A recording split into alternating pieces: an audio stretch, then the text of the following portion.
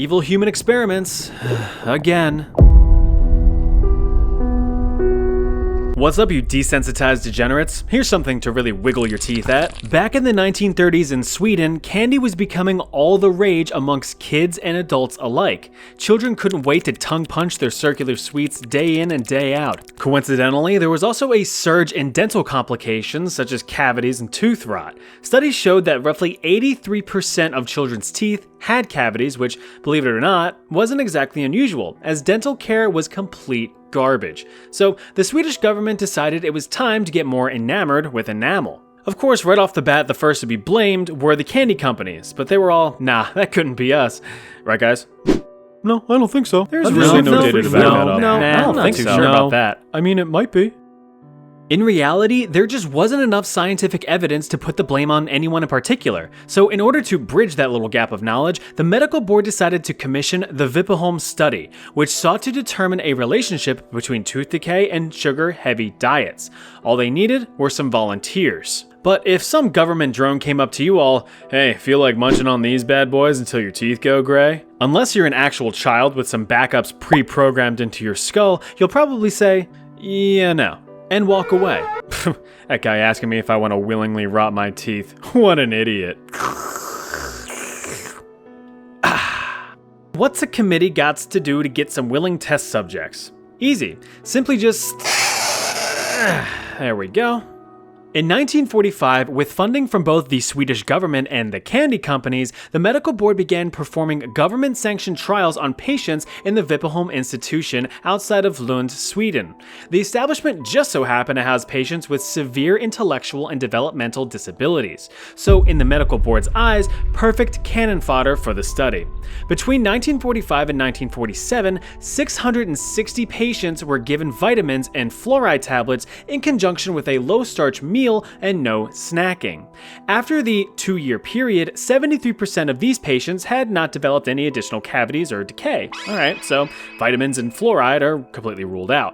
Well, in 1947, the medical board swapped the vitamins and fluoride with sugar-heavy diets, which included sugary snacks, drinks, and a specially formulated tacky toffee designed to aggressively stick to teeth. By the end of the study in 1949, about 10% of patients had irreversible damage to their teeth. They were pretty much rotten to the root, being deeply pitted with cavities which caused agonizing pain day in and day out. If you've ever had a toothache, you know how much that sucks.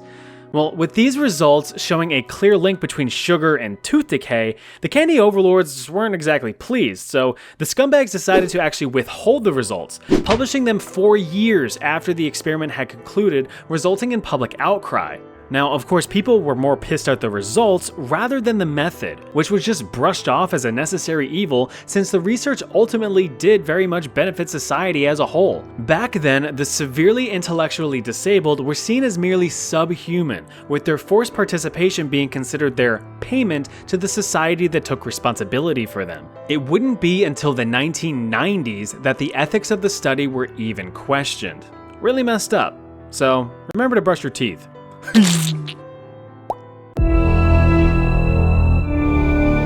The monster study. Not a study about a monster, but arguably a study designed by a monster.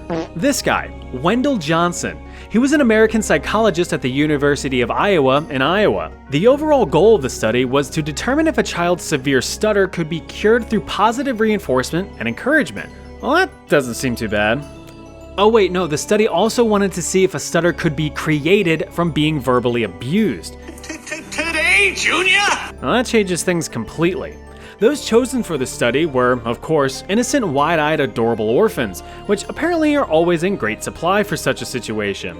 22 orphans, ages 5 to 15, were ultimately chosen, being divided into groups based on speech ability. 10 of the children were considered stutterers, and 12 children had no stutter at all. The study aimed to see how both positive and negative influences affected the presence of a stutter. So, to cover all of the grounds, the study looked like this. The children were divided into 4 groups. Group 1A, 6 non-stuttering children being told, "Good job for being such good speakers." Group 2A, 6 non-stuttering children being told that they were beginning to develop a stutter, which they weren't, and told to get their shit together. Group 1B consisted of 5 stuttering children that were told that their stutters were nothing but a phase and that they'll eventually get over it. And finally, Group 2B, 5 stuttering children who were constantly reprimanded for their inability to speak well. It's noted that only groups 2A and 1B were seen as interesting and critical to the research, as it would directly challenge the overall theory. Can you cure a stutter? Can you force a stutter? The experiments, though designed by Wendell Johnson, were conducted by University of Iowa graduate student Mary Tudor. Not this Mary Tudor, the psychopathic Queen of England, this Mary Tudor. She executed the study following only an approved script written by Johnson. Each week, she would talk with the children and document their progress. Group 1B's stutterers were told that they would, quote, outgrow the stuttering and they would be able to speak much better than they are speaking now. Pretty wholesome. 10 out of 10. On the other side of the spectrum, Group 2A's non-stutterers were basically smacked upside their skulls, being told that their teachers complained about their speech problems and that they must immediately be corrected by, quote, doing anything to keep from stuttering. Don't ever speak unless they can do it right. The orphanage teachers were also in on the gig, being given specific instructions to reinforce these ideas to the students as part of the fully encompassing scientific study, which lasted 5 months. The demeanor of Group 2A's children changed almost immediately. Once considered normal speaking with little to no issues, these children were now terrified to speak. They became withdrawn and hesitant, and some only really spoke with 1 or 2 word responses. Kind of like a bad date. So, how was your day? Good. Okay, how's your chicken parm? Good. Is your phone good too? Good.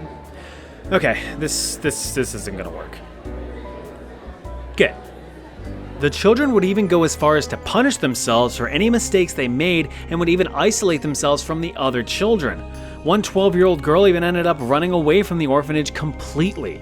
In the end, no child from Group 2A actually developed a stutter, but the psychological damage had still been done, with the children's communication skills being thrown into the toilet, which reportedly continued throughout their entire lives. They couldn't even tell their parents how much they loved them. As for the other groups, there was no statistically significant change in their speech quality. So, we have our answers. Can you cure a stutter by being nice? No. Can you force a stutter by being a dick? No. But you can cause long-term psychological stress by degrading and verbally abusing children. What a surprise. Okay, easy time's over. Time to really crank up the evil. The Holmesburg prison in Philadelphia, Pennsylvania in the United States was home to some pretty nasty human experiments from 1951 all the way to 1974. Post-World War II, all hats were off for the sake of scientific advancement. Pharmaceutical industry budgets had skyrocketed and a new gold rush was created. Ethics were glossed over, informed consent was virtually non-existent, and medical safety protocols were shoved aside for the sake of progress. Medical doctors were kind of just told to try some stuff out and see what sticks. After all, you don't want those evil Soviets to get ahead in the Cold War, do you? Now, some of you more savvy historians might ask, well, what about the Nuremberg Code of 1947, which outright banned such human experiments? Well, American scientists waved their freedom fingers and said, no. See, that code was for the gross bad Nazi guys over there. We Americans would never do something like that. No, never. Anyway, here, try this new pill. It might cure cancer, it might make you smell colors. We haven't perfected it yet, but trust us, it'll do something. Experiments performed in the Holmesburg prison ranged from applying simple cosmetics to make everyone look pretty, to exposure to corrosive and carcinogenic chemical weapons to make everyone look pretty dead. These experiments were funded by several large corporations, including Johnson & Johnson, the Dow Chemical Company, and even the US Army. Some people have rainy day funds, mega corporations have evil experiment funds. Perfectly balanced. Though it has to be said that these experiments were entirely voluntary, with prisoners being paid a few bucks here and there for their time and potential sacrifice. But when an individual is so desperate for money as to sell themselves to inhumane trials, is it really voluntary? Well, yeah, here's your $2. Same time tomorrow? One of the head honchos over there was American dermatologist Dr. Albert Kligman. When he entered the Holmesburg prison for the first time, he was quoted saying that all he saw before him were acres of skin. It was like a farmer seeing a fertile field for the first time. So that right there, that's an obvious red flag. That's not a normal thought that you should have. Inmate records described experiments including exposure to various STDs, skin blistering chemicals, radiation, psychoactive drugs, and carcinogenic compounds. The most famous being dioxins, which would become a key ingredient for Agent Orange, an herbicide which is known to have directly killed over 700,000 American and Vietnamese people during the Vietnam War. But that's another story. Not really. The US developed an herbicide that directly killed over 700,000 people during the Vietnam War. So, prisoners were poked, prodded, sliced, sewn, exposed, drugged, you name it. But this wasn't just happening in Holmesburg. Inmates, along with other, quote, throwaway humans, like those in mental hospitals all over the United States, were nothing but lab rats to the medical community. That's all the value they had left as humans. At least, that was the general consensus at the time. Prisoners would line up day in and day out to see what the new test of the day was and how much free cash they could get out of it. Yeah, I heard they'll slap your balls for $5. Oh, neat. I'm usually the one paying for that one. One prisoner by the name of Withers Ponton noted how he was laid on a table where two doctors cut open his lower back. They proceeded to stuff him with medical gauze and sewed him back up, only to remove the gauze 10 days later with no idea what they were really doing it for. But he got $10 out of it for each cut. So worth it.